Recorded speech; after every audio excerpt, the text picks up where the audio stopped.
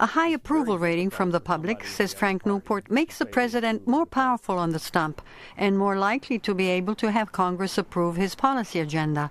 The opposite is true for a less popular president, says Newport. Right now, with the president having well below 50% approval rating, that's injurious because it allows people to know that a majority of Americans at this point disapprove of how the president's handling this job, and so that makes it more difficult for the president to try to accomplish his agenda.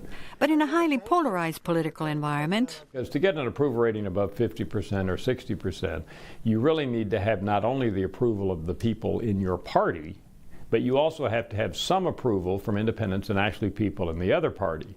And it's harder for a president to get high approval ratings right now because a significant part of the country who identify with the other party are just rigid now in saying no matter what he does, we don't like him.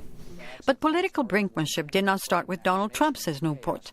It began with former President George W. Bush and continued throughout the Obama administration.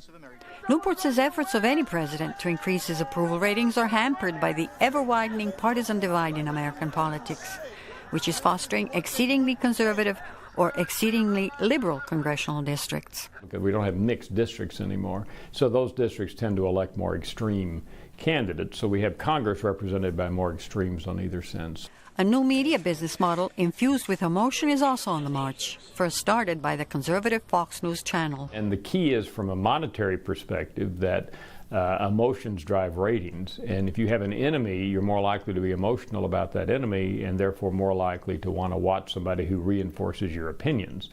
Liberal cable news network MSNBC tapped into it too, says Newport. But Gallup polls show the trust in politicians and media has dropped. Most Americans favor cooperation over brinkmanship. The public would rather see our elected officials cooperating more, getting along more, and trying to do what's best for the people as a whole, rather than saying, I cannot compromise, I have to stick to these rigid principles on one side or the other. The public obviously sees that it is more difficult to move the ball down the field with the current politicizing going on, Newport concludes. Jela de Franceschi, VOA News, Washington.